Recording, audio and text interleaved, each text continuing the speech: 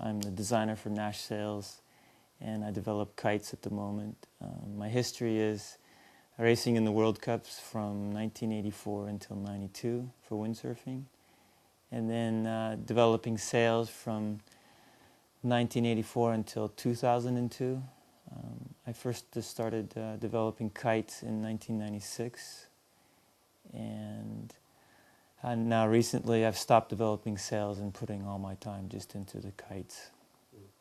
A friend of mine, Manu Bertin, that I was racing with, came back with some different kites and started doing kite surfing down the coast, and I was seeing him and Laird, burning down the coast. And then one day he showed up in my loft with this inflatable kite made by Bruno, and it was the most beautiful thing I'd ever seen, and that really inspired me to start developing kites. I took the kite out with Manu. We switched. I was on my windsurfer and he was on his kite. And we switched. I got up right away, went for a burn across, in front of Hukipa, and then I was hooked. After that, I invited Bruno to come and stay with me for 3 months. And at that time, we had developed a really nice software for developing windsurfing sails. And so we developed a software to make kites with his help. And then from there we started making Nash kites. We started with the AR 3.5 and then changed the kiting with the AR5 with depower, which would allow you to go upwind. And then everyone started to take notice. Once I could stay at Hukipa and not go downwind and stay in one spot, then all my buddies got interested. And now they're all my major competitors, all the guys I taught in the beginning, which is good, we're all good friends here. So I have lower aspect with a lot of deep power, lower aspect with not so much deep power, but a lot of power, very fast turning. And then I have a high aspect ratio kite that has good hang time, but not necessarily the best down the line kite for wave riding or a quick pop. And then I make a really high aspect ratio kite that's good for hang time, only hang time in perfect wind conditions. So out of those 4 kites, changing all those different parameters from toe point to profile to aspect ratio to materials to weight, all affect the final outcome. And I start making 2 sizes. I start with 12 and 16, and then I branch out from there once I get those sizes working properly. And the biggest thing of what makes a kite work actually is angle of attack. And angle of attack is affected by the profile.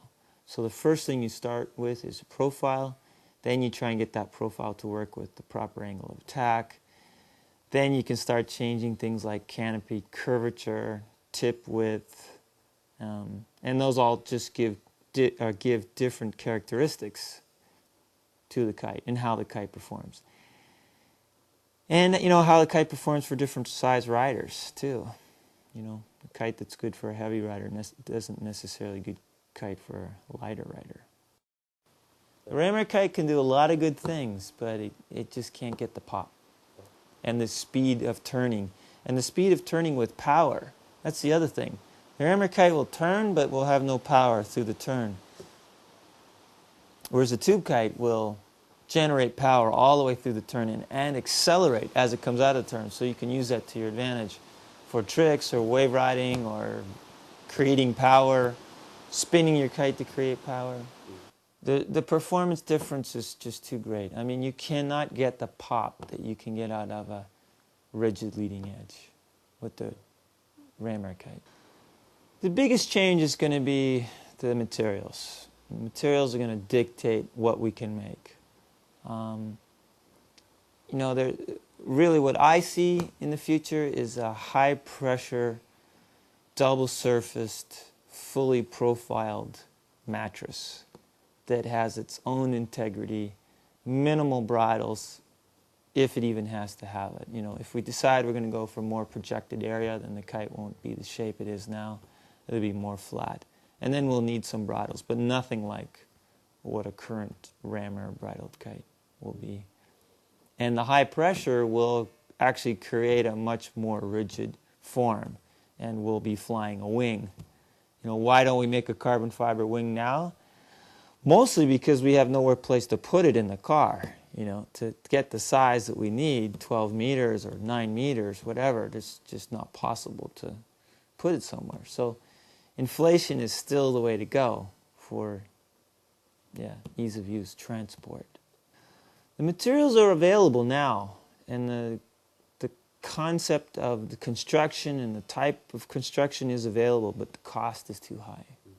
Yeah, for mass production, it's not possible yet.